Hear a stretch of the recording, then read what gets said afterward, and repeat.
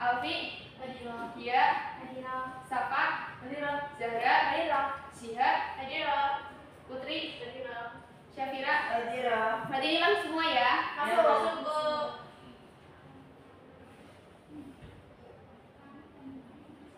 Oke, sebelum pembelajaran pada siang hari ini dimulai, silakan untuk ketua kelas bisa memimpin berdoa dulu.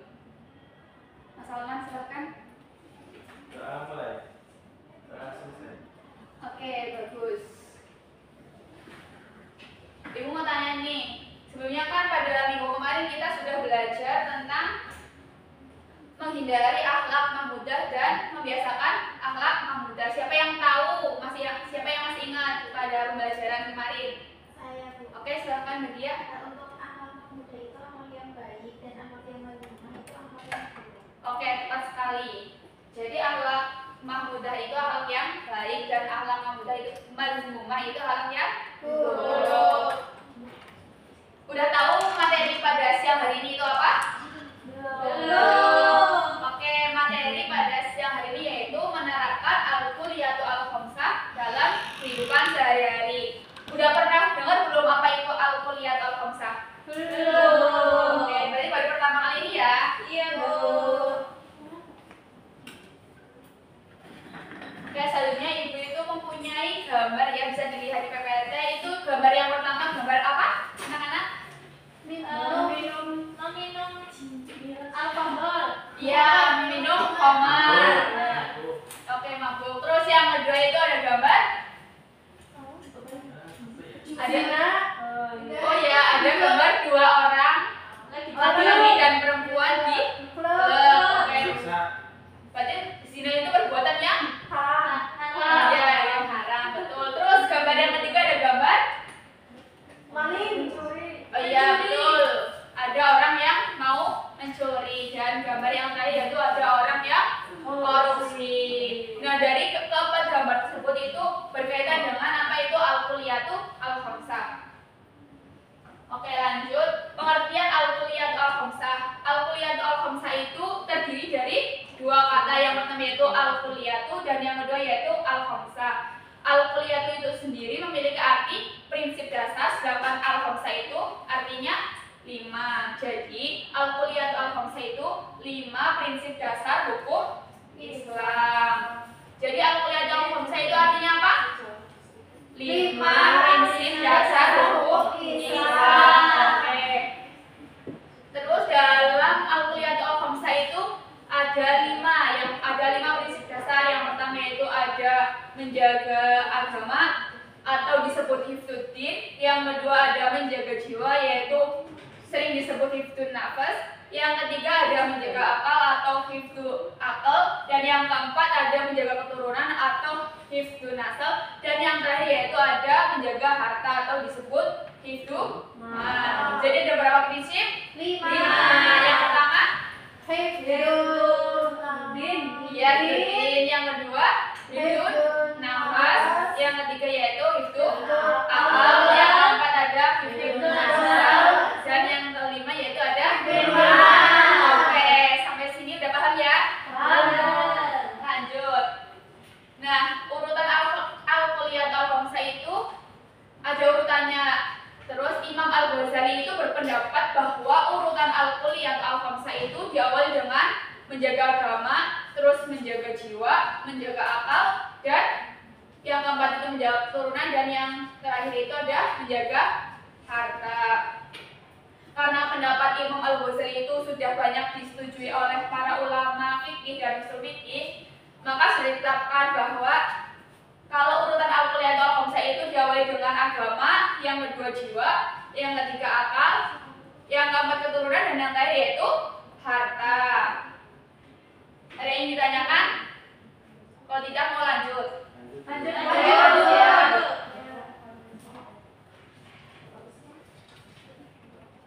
Oke, yang selanjutnya itu ada macam-macam al-kulliyatu al-khamsah. Nah, yang pertama yaitu menjaga agama. Sebelumnya itu yang di belakang sendiri jangan ngobrol ya. Iya Bu. Nanti kalau ngobrol terus nanti enggak paham sama materi yang diberikan. Oke,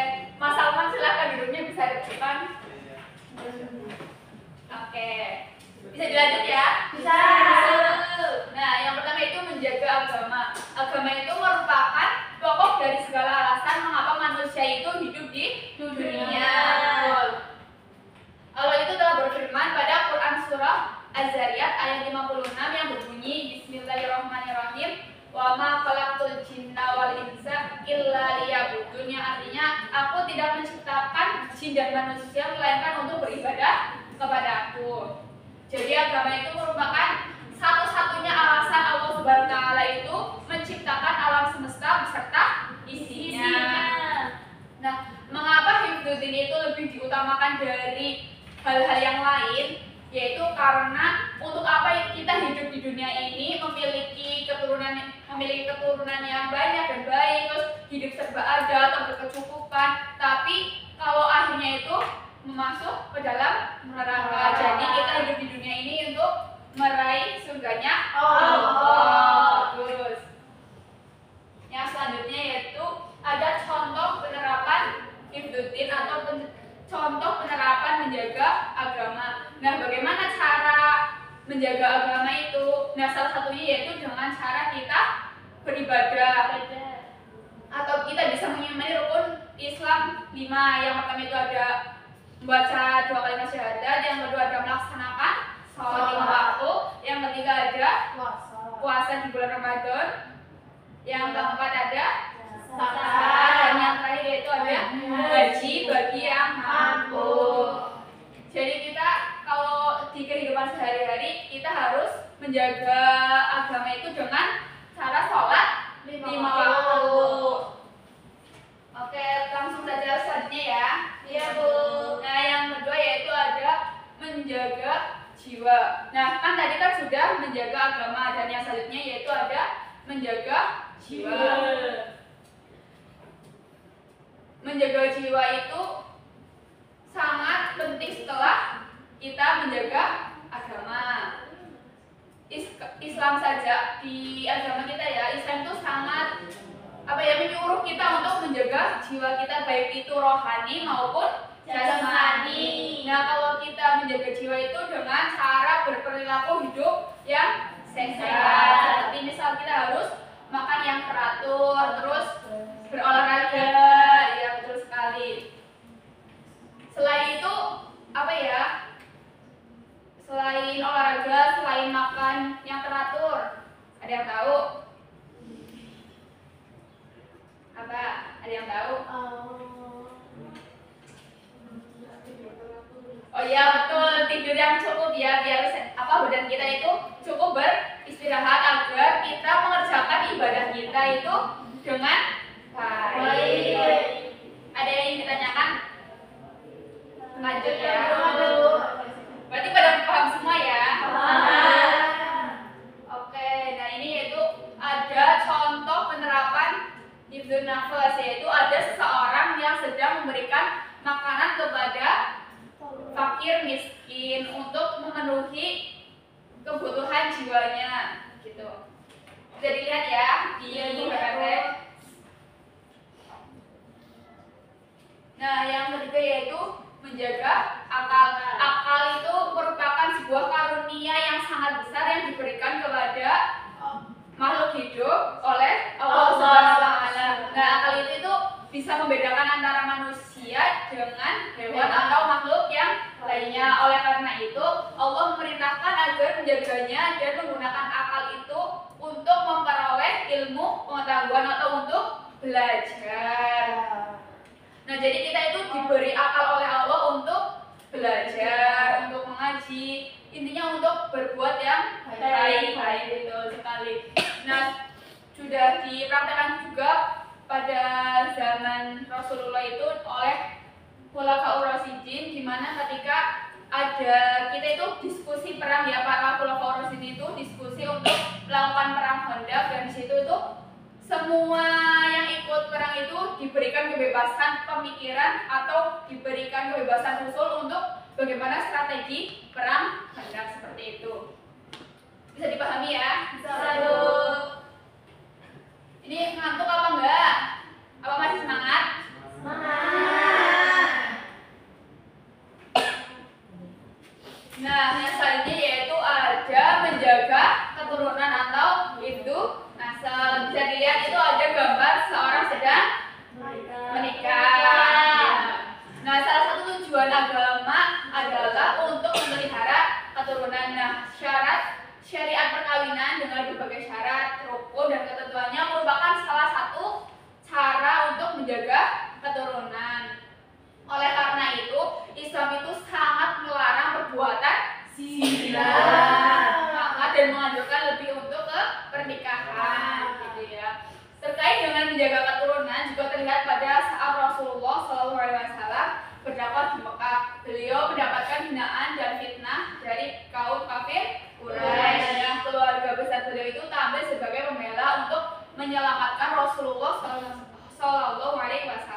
Nah, hal tersebut itu menjadi bukti bahwa menjaga keberlangsungan keturunan itu sangatlah penting dalam kehidupan. Oke, lanjut ya. Ya, Bu. Nah, yang sini juga ada contoh penerapan hifdzun nasl. Nah, contoh penerapan hifdzun nasl sendiri itu kita dilarang untuk melakukan perbuatan zina, tetapi jika kita melakukan perbuatan zina kan itu tidak baik. Berarti kalau yang sudah cukup umur, sudah cukup semuanya itu dianjurkan untuk melakukan pernikahan. Ya, betul. Ada yang ingin ditanyakan? Belum ada. Belum ada. Oke, lanjut ya. Ya. Oke, nah yang terakhir itu ada menjaga harta atau hifdzun mal. Nah, melalui kepemilikan harta, seseorang itu bisa bertahan hidup atau hidup yang layak dan dapat melakukan ibadah dengan baik dan dengan tenang. Oke, maka dari itu Islam sangat memperhatikan masalah harta benda untuk menopang kehidupan manusia secara langsung. Nah, itu ada ayat Al-Quran yang berbunyi fa'idza qodiyatis sholatu fantashiru fil ardi wabtaghu min fadlillahi wadhkurullaha katsiran la'allakum tuflihun, yang artinya apabila sholat telah dilaksanakan maka bertebaranlah kamu di bumi, carilah karunia Allah dan ingatlah Allah banyak-banyak agar kamu beruntung. Jadi kita itu dalam menjaga harta itu kita mencari rezeki atau mencari uang ya untuk bertahan hidup agar kita dalam beribadah itu tercukupi karena kebutuhan kita itu tercukupi oleh harta gitu ya. Oke, selanjutnya yaitu ada cara menjaga al-kulliyat al-khamsah. Cara menjaga al-kulliyat al-khamsah itu ada dua. Yang pertama yaitu min nahiyatil wujud dan yang kedua itu ada min nahiyatil adam. Ada berapa? Dua. Ada dua. Yang pertama Min nahiyatil wujud. dan yang kedua Min nahiyatil adam. Oke, misalnya ya, yang pertama contoh prinsip dasarnya itu menjaga agama. Nah, cara menjaganya itu dalam minah yatil wujud itu ada sholat dan zakat. Terus yang kedua minah yatil adam dalam menjaga agama itu hukuman bagi orang-orang yang murtad. Oke, bisa dipahami ya? Bisa, Bu. Berarti ini udah paham semua ya? Paham. Oke, selanjutnya yaitu ibu akan bagi menjadi dua kelompok. Ini kelompok satu dan ini kelompok dua. Ibu mempunyai beberapa gambar. Terus nanti kalian sama teman-teman kelompok didiskusikan ini masuk ke prinsip dasar yang mana. Terus nanti dijelaskan ya. Nanti setiap perwakilan kelompok maju untuk memaparkan hasil diskusinya. Oke, ini untuk kelompok satu dan ini untuk kelompok dua. Oke, silakan Ibu kasih waktu 10 menit untuk mengerjakan ya. Iya, Bu. Oke, silakan dikerjakan.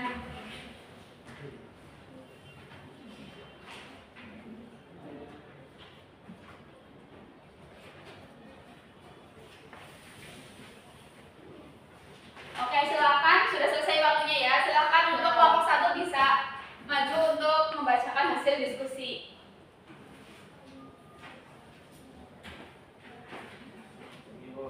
Ya, terus langsung dibacakan aja nggak apa-apa. Ya, yang pertama itu hifdzin, yaitu perlindungan terhadap agama, yaitu menjaga agar iman dan keyakinan seseorang tetap terjaga. Ya, oke. Tepuk tangan untuk kelompok satu. Silakan untuk perwakilan dari kelompok dua. Jadi gambar ini tuh hifdzun nafs atau perlindungan terhadap jiwa. Prinsip ini mencakup upaya perlindungan kehidupan seorang secara fisik maupun mental. Hal ini termasuk menjaga kesehatan, keselamatan, dan menjauhi segala bentuk tindakan yang dapat mengancam kehidupan seseorang. Contoh penerapannya yaitu yang pertama menjaga kesehatan dengan rutin berolahraga, menjaga pola makan sehat, dan menghindari makanan atau minuman yang merusak tubuh seperti alkohol atau makanan yang tidak sehat. Yang kedua yaitu kehati-hatian di jalan, yaitu dengan mematuhi aturan lalu lintas dan menghindari perilaku pengendara. Ya, oke. Oke, terima kasih kepada kelompok dua. Beri tepuk tangan kepada kelompok dua. Oke. Jadi kesimpulan tadi itu 5 prinsip dasar itu yang pertama ada menjaga agama, yang kedua menjaga jiwa, yang ketiga menjaga apa Mbak Alfi? Iya betul, terus yang keempat menjaga keturunan dan yang terakhir yaitu menjaga harta.